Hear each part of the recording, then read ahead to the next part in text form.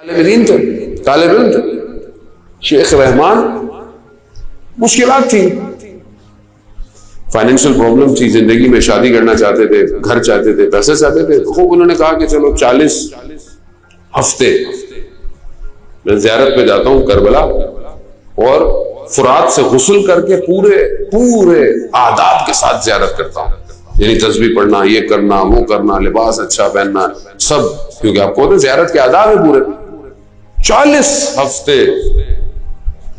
آخری ہفتہ آیا کہ ابھی کچھ باقی تھے، پتہ نہیں 36-35 ہفتے گئے. حضرت عباس کے حرم میں پہنچے اور وہاں پر زیارت پڑھ رہے. دیکھا ایک عرب بدو عورت جس کے لباس میں خاک لگی ہوئی ہے، ایسی آئی.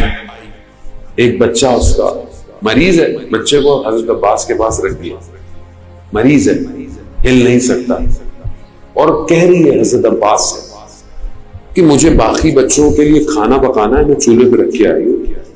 کسی بچے کو مجھے اس کو یہ کرنا ہے، کسی کو یہ کرنا ہے. غازی عباس میرے پاس وقت نہیں ہے، اس بچے کو ٹھیک کر لو. کہا میں نے دیکھا کہ کوئی طریقہ، کوئی ادب، کوئی گفتگو، کوئی کچھ نہیں، ایسے کپڑے پہنے، ایسی آگے غازی عباس سے بات کر رہی ہے. کہا میں نے تھوڑی دیر میں دیکھا جو بچہ ہل نہیں سکتا تھا کھڑا ہو گیا اور چلا گیا. میں نے کہا غازی عباس 35 ہفتے ہو گئے، ادب احترام غسل کر کے میں آ رہا ہوں، یہ عورت تو شاید ایسی آ گئی. کہا بس آج کے بعد میں نہیں آؤں گا، اور میں نہیں کہوں گا کہ آپ باب العوائز. یہ ناراض ہو گئے، بہرحال چلے گئے. جیسی نجف پہنچے، نجف میں اس وقت شیخ انصاری کا ٹائم ہے، بہت بڑے عالم دین تھے شیخ انصاری، ان کا غلام. کہا کہ شیخ نے بلایا.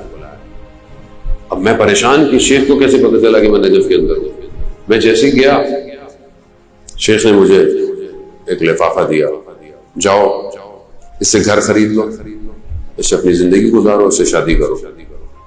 میں بڑا تعجب کہ میں نے ان سے تو سوال بھی نہیں کیا، میں نے ان سے تو یہ پوچھا بھی نہیں، مانگا بھی نہیں. میں بھی چپ کر کے اٹھ کے جانے لگا. کہا شیخ رحمان بات سنو، آئندہ ادب رہنا. حضرت عباس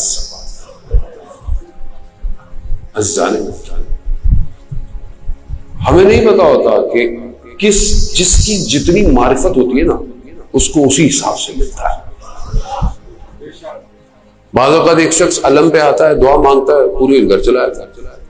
آپ کربلا سے واپس آ جاتے ہیں، آپ کی دعا پوری نہیں ہوتی. اس کی معرفت جتنی ہے نا، اس کو اسی حساب سے ملتا ہے. اور اگر وہ کچھ نہیں دے رہے تو اس میں آپ کی مصلحت ہے، کیونکہ وہ بھی خدا کی بارگاہ میں ہمارے لیے دعا کرتے ہیں. زہد یہی ہے